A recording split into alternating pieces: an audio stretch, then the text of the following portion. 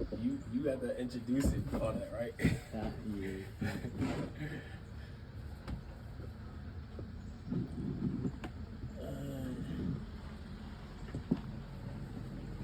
Alright, my God, what's happening? What's up? What's up? You probably gotta talk loud though, cause this phone's all the way over there. All right, it's fine. But yeah, that was fun, man. That was good. I get like, you get adrenaline when you shoot, like Yeah, a blood rush a little bit. A little bit, but you know the kind of work I do, I shoot all the time. Yeah. So we do a lot of practicing, and gunfire is not a big thing. Mm-hmm. But I enjoy it. Yeah, I enjoy it for sure. Y'all at the job, y'all do trainings, right? Yeah. For situations. Oh, we do everything. You know, we train for situations. We Mhm. mostly be at the gun range, But keeping the everything. trainings with guns, with rubber bullets. Not regular bullets. For real? Yeah. But you can't. It's not. How do you keep it safe? You know what I mean? We're not shooting people, so You you shooting pick it up targets. and- oh, you yeah, shoot- got a yeah. gun, a range master on the For real? course and everything. Yeah. Oh, that's tight. So, Damn. I love it, but it's not like it throws me off. It gives you a little adrenaline, but So y'all shoot with real bullets during training? Mm-hmm. Oh, okay. Yeah. Damn. That's how'd you get into that?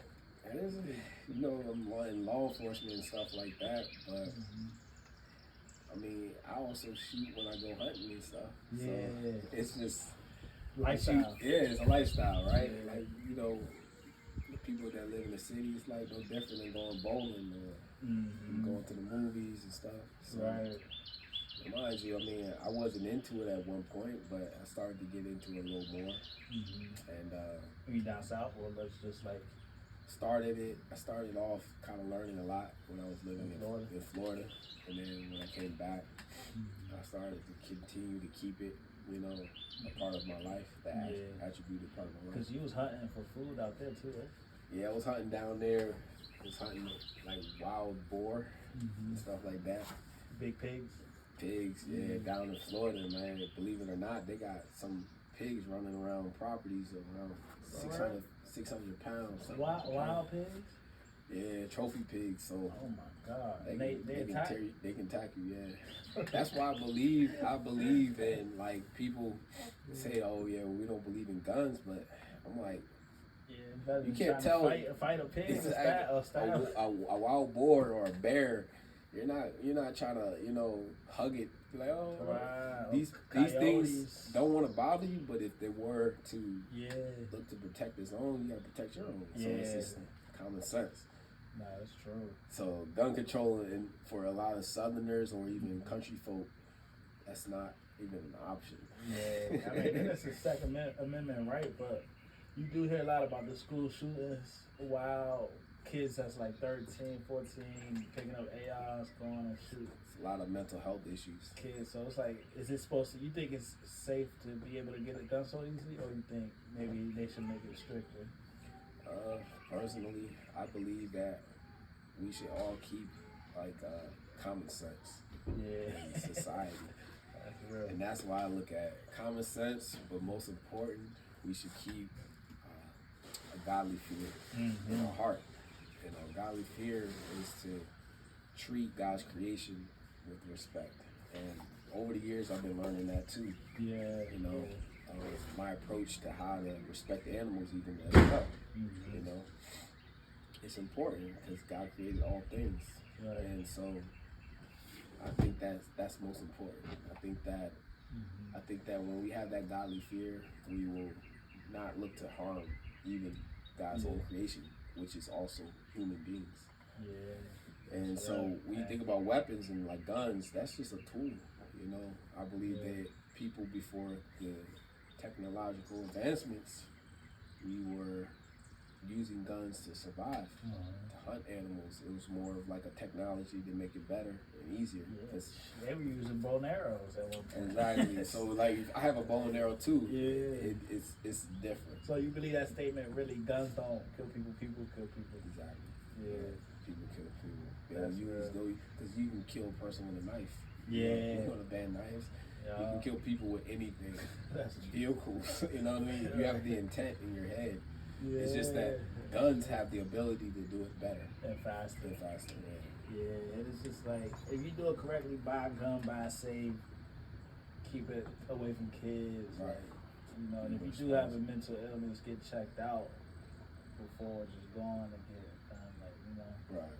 and researching what kind of gun you actually need, because some people buy rocket launchers. You don't even know. Like, what you need rocket launchers for? They want to go to war. Yeah, right? yeah. That's not. What's up. That's definitely not my mindset.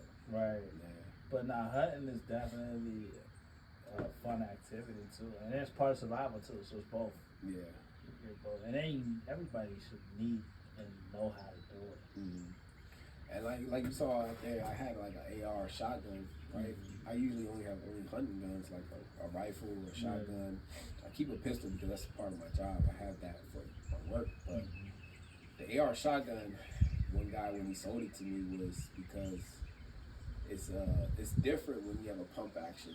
You know, when you're trying to take down something, it's easier with an AR. Yeah. And so it kind of, I'm like, mind you, I'm still like in the beginning stages, but the reason why I feel like I want to speak to you about these things is because to be more, I would encourage people from the city or people from our background to like kind of start a voyage of getting to learn about the outdoors, getting to know the importance of survival skills, and a lot of lost knowledge that we gain accustomed to not learning because of the comforts of now. And my philosophy or the way I view it is like how society will prep people to be so used to comforts and that they forget everything, how to survive, and then when they pull the rug underneath you, you have to be left on to your own abilities. And so they don't want you to know that exactly. So that's why they got all the new movies coming out, new Uber Eats, stay home, don't go outside. Don't do anything. So do it yourself is a mentality, and being able to like gut a fish or chicken, those are basics, right? But it should be basics, but for some people, especially in our community, it's like a lost lifestyle, and kind of want to motivate young brothers to get back into that, or young men to get into that, and not follow the trend. Because I kind of see that we could be heading down a path where we will have to resort to knowing how to survive in that way.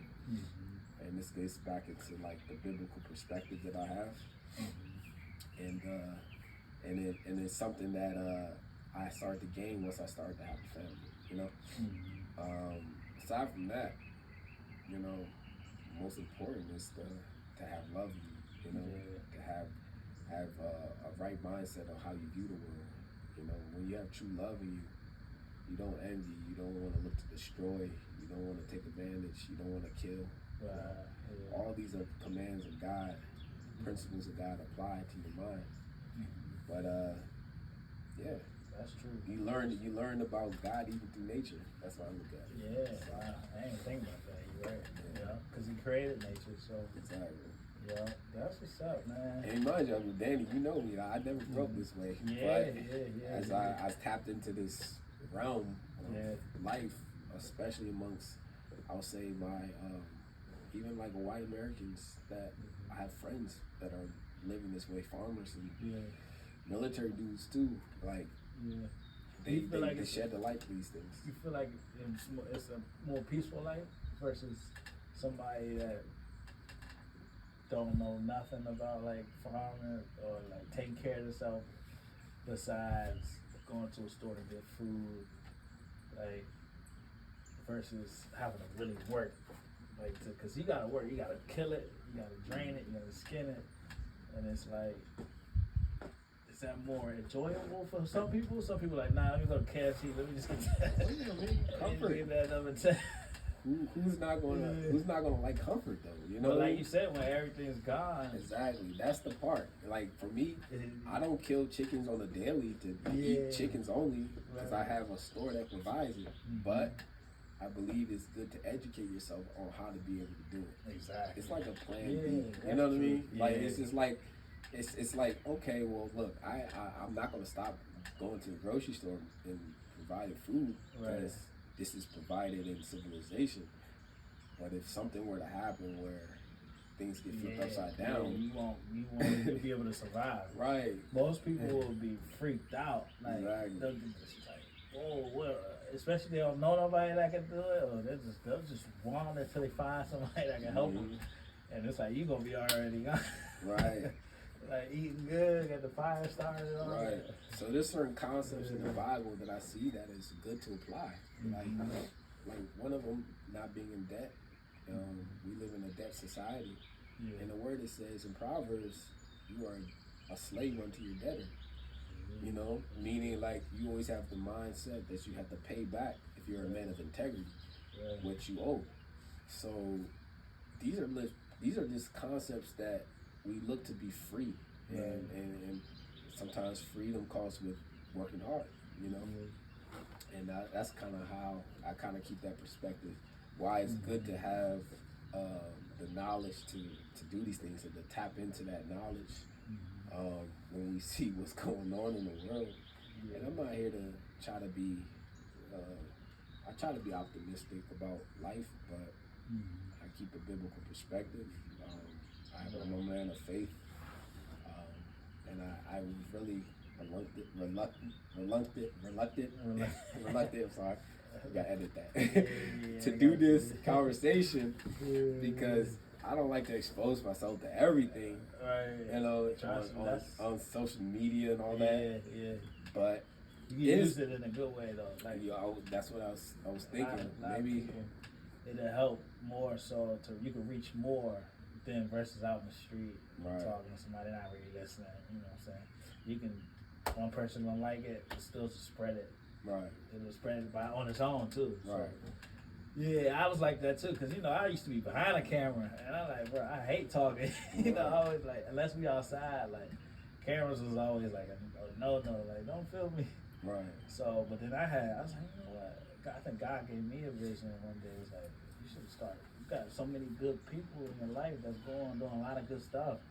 Like, start getting them to talk about it and share what they know, so that we can help the younger generation, and that they'll be equipped with like starting a business, hunting, being able to provide, relationship with God, stuff like that. So it's just easy, man. And you can do it from your bed. Like, you can wake up, say a prayer, like capture it, send it to family, group text. Somebody might be going through something too. And it's like, because people, back in the day, you pick up the phone, call somebody, but it's like, you got so many people, you can't call all 30 people in one day. So we live in a fast-paced life. Yeah, it's like definitely times change. Yeah, in all realms too. I think that for me, like people bash about the old school ways, and for me, I think that a lot of the old school ways had a lot of knowledge about doing things the right way in the reverence of God. Relationship wise, like we see a lot of things that have changed. Like there's no loyalty no more. There's no we can see in the realm of like how families are separated because of divorce rates and all these things, and there's no faithfulness. And this taps into the conditioning that the world has brought upon human society, and it's been able to bring humans so far away from what God really wants amongst his humanity.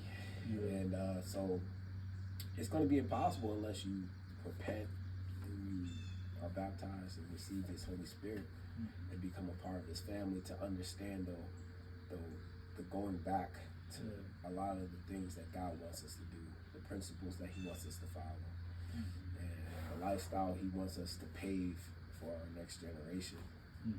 Personally, I don't know we're gonna be able to have a mass movement for it to go back in that direction because of prophetic words that I see in the Word of God. But for those who can see young men do it, that are looking to live a godly life and looking to tap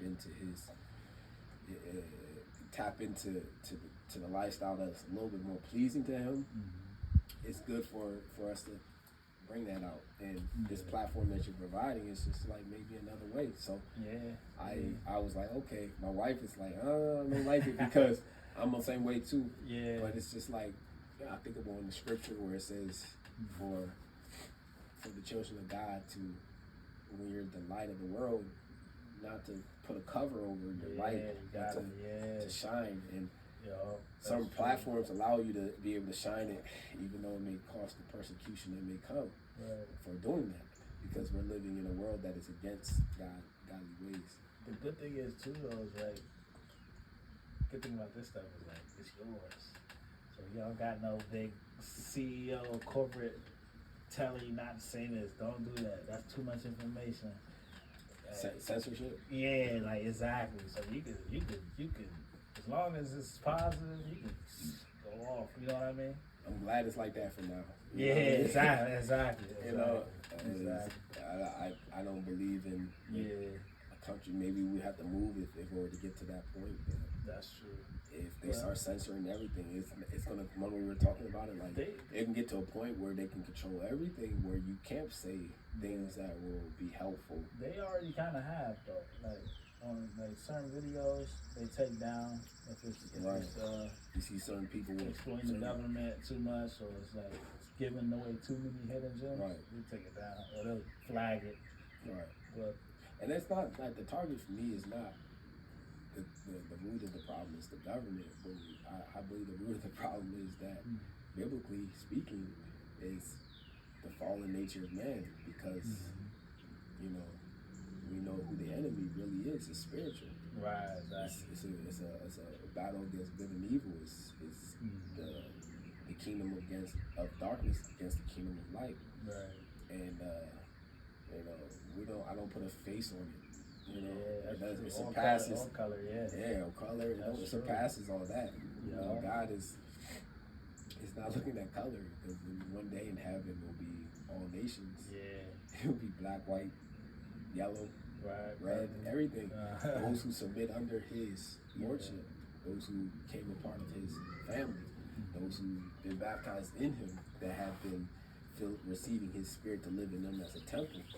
These are the ones that are making it into His kingdom that He's going to create one day for us. Yeah, that's a blessing. So we have to have that conscious understanding if we've done that, and then live here with knowing that we can lose it all, like, you know, but we won't lose our soul, because He has our soul. Yeah, He's your representative. You know, Jesus is our representative. That's true. They can take whatever they from you, but they can't take your faith. So. Right, and that goes back to like living amongst nature. I think that we see how powerful He is. You know, and He has all things in His control. Man do tend to build beautiful cities, beautiful things, but nothing surpasses the beauty of God's creation. That's true. You know, and I wanna live that way until the day I die. I don't know the bracket of the amount of years that I get. God knows. 200, probably live like 150, 200. Nah, like the Genesis days. You know, they used to live that long, right? Back in the Genesis days, man used to live so long that God was like, look, I got to put a limit on how long man can live. Because he was tired of living so long. Well, that's why he's right. Eating healthy. Yeah. Living peaceful, no stress. Oh yeah, natural eating. Yeah. Stress kills, bro. Yeah. Eat healthy and, you know. You want working every day. Sleep good. I realized that when I started getting strong was when I started to sleep more. I used to sleep when I was young, a lot. I remember that. Yeah. Knocking on your door. Wake up, bro. I'm like, I gotta go back to that. Because, people think they gotta hit the gym a lot, but sometimes you just eat healthy and sleep well. Natural strength, bro. Nah, for real. You know, let me check this. Yeah.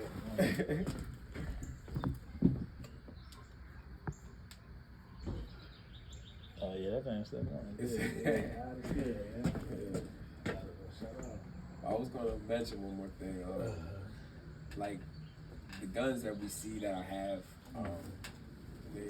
it's like I'm on the border of like the advanced guns and hunting guns. Right. But I tap into a little bit of it. But the biggest thing is what I want to project to young men, especially ones from our background, is to get into gardening. Like, right? Yeah. We're gonna have probably another time to show you the gardening. Yeah, the gardening side too.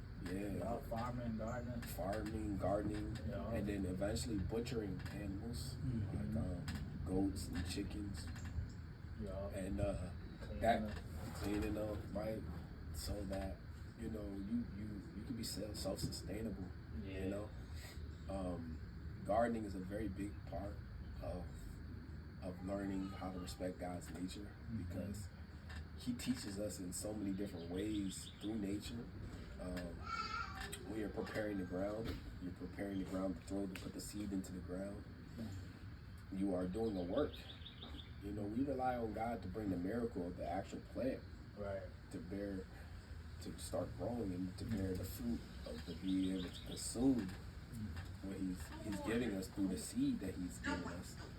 But we have to work, and that characteristic is important for believers and Christians to have.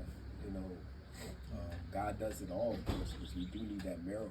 Because as I look at the garden, I throw a lot of seeds, but in each seed, there's not a plant growing in every one of them. Wow. You know? Yeah. So I gotta prepare a good ground so that there's more fruit. Yeah.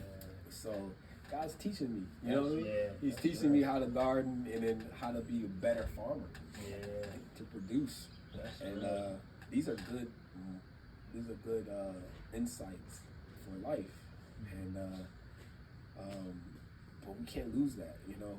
Yeah. It draws my attention that how important we need God to do it all.